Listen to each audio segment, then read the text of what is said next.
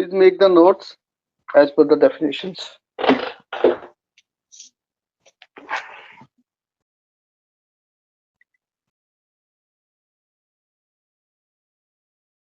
तो superior planets में से कौन से प्लैनेट्स की सबसे ज्यादा इल्यूमिनेशन जाती होगी? जैसे 180 डिग्री ईस्ट है ना मैक्सिमम, और 180 डिग्री वेस्ट। अभी की जाएगी डिग्री ईस्ट और 180 डिग्री वेस्ट, मतलब सर वो प्लैनेट्स और अर्थ और सन एक ही लाइन में लाई करेंगे। भाई देखो, ऑपोजिशन का मतलब तो वही है। Yes sir. कोई खास इंपॉर्टेंट चीजें नहीं है। These are not for us, not related as such. In fact मेरे हिसाब से not required.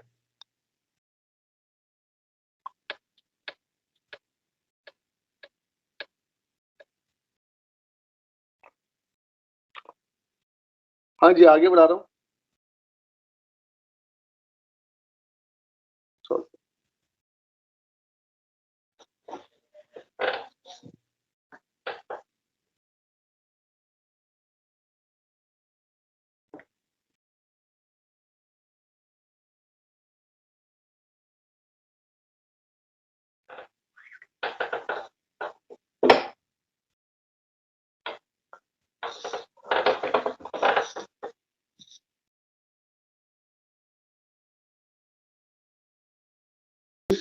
Sir inferior conjunction के डेफिनेशन में सर जैसे लिखा है, it is said to be inferior conjunction when it is closer to earth than sun during conjunction.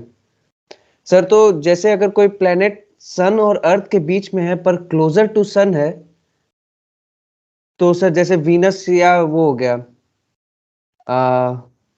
Mars, sorry Venus and mercury, तो sir वो उसे हम सुपीरियर कंजंक्शन कहेंगे क्या सर? देखो, मैंने बोर्ड पे क्या सिखाया था अभी, है ना? तो जो मैंने बोर्ड पे सिखाया बस वही फंडा है, बाकी सब डेफिनेशन है। Simple understanding. Yes sir, understood sir. Simple.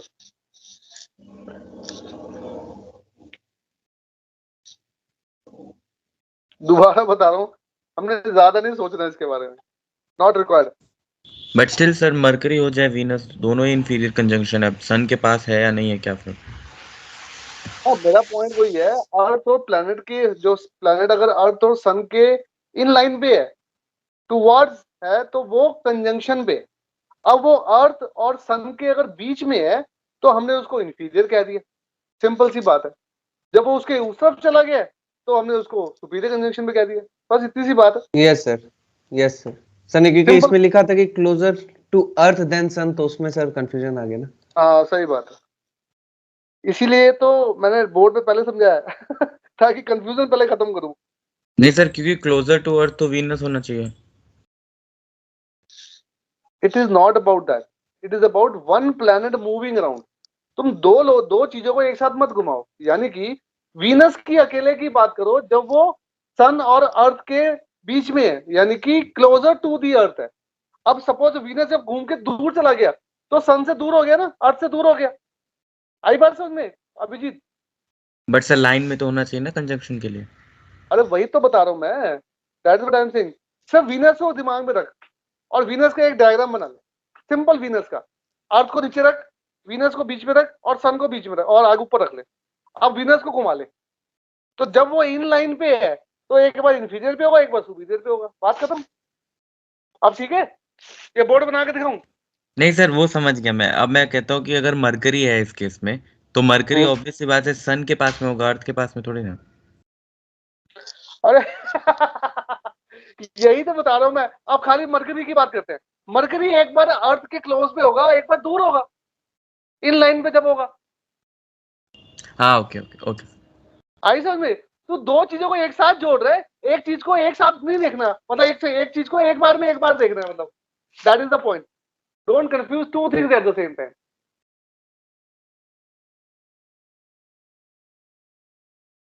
Done sir.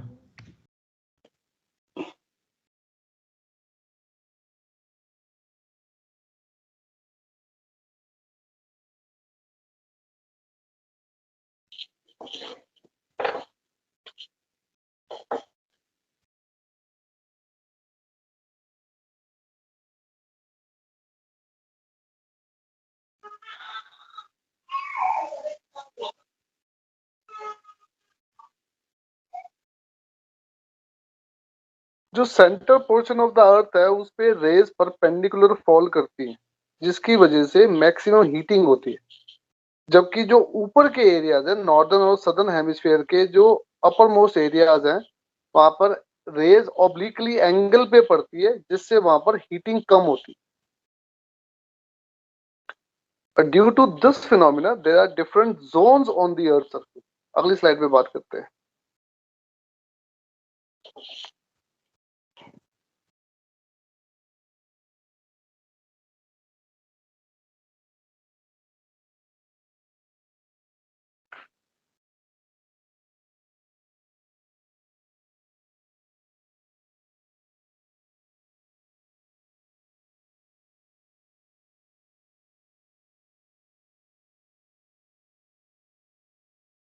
There are different zones depending on the कितनी वहां पर हीट सूरज की किरणों की वजह से पहुंचती हैं। तो there are 3 zones in the northern hemisphere.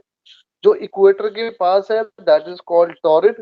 जो इक्वेटर और पोल के बीच में है उसको टेम्परेट जोन कहते हैं। मीडियम हीट वहां पे रहती है, हल्का ठंडा हल्का गर्म। एंड द फ्रिजिड जोन जो भी ठंडा एरिया टुवर्ड्स द पोल्स।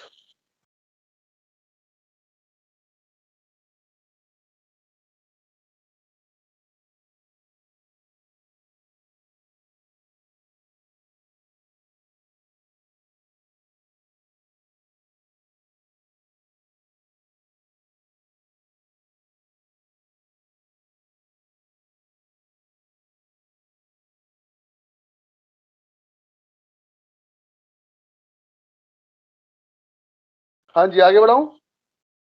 अब सीजन्स की थोड़ी सी बात करते हैं। सीजन समझने के लिए जो डायग्राम आपकी स्क्रीन पर आ रहा है बिल्कुल हूबहू ध्यान से देख के पहले ये डायग्राम बनाओ तसल्ली से।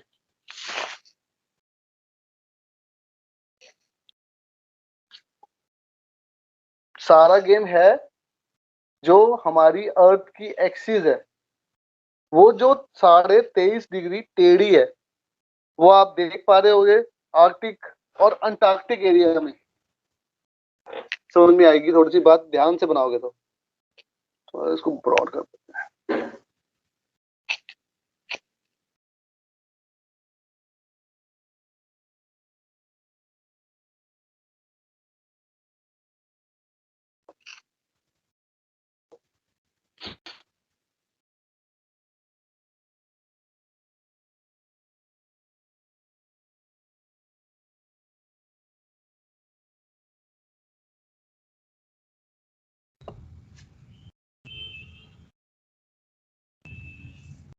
और एक टाइम में एक ही हेमिस्फीयर पे पूरी कितने पड़ती है। 50% of the earth is getting the heat.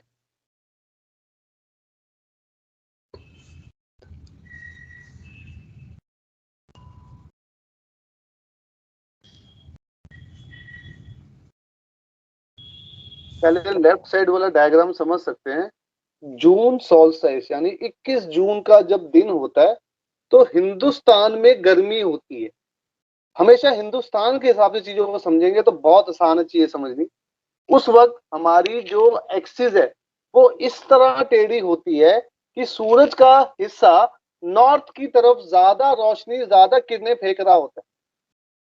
Arctic circle पे हीट पड़ रही होती है जबकि अंटार्कटिक सर्कल पे हीट नहीं पड़ रही होती 21 जून पे। इसलिए नॉर्दर्न साइड पे गर्मी होती है, सदर्न साइड पे सर्दी होती है।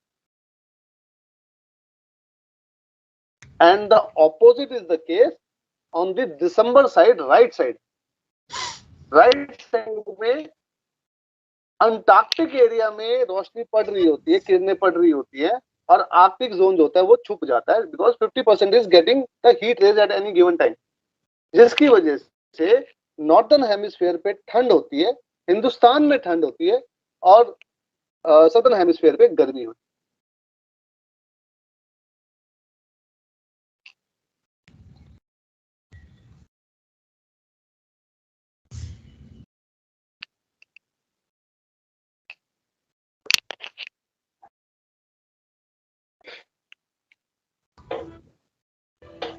आगे बढ़ाते हैं। यस सर, बना लिया सर। हाँ जी, नोट्स बनाइए।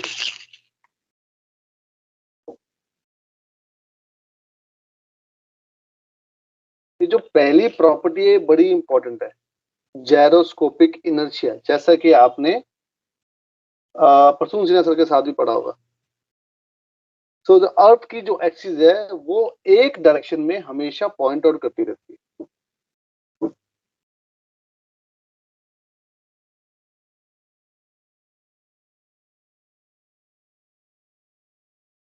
बट क्योंकि वो एक ही डायरेक्शन में फिक्स रहती है, देखती रहती है, तो उसकी direction with respect to sun change होती रहती है।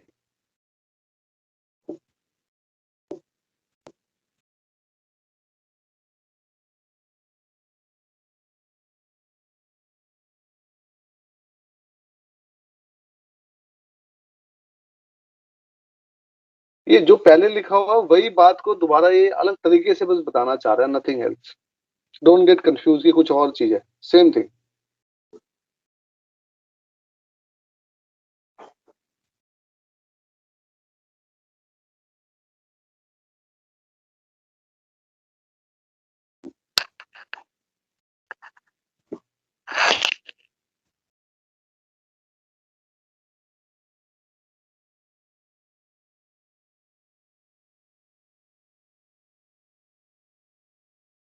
आगे कर रहा हूँ।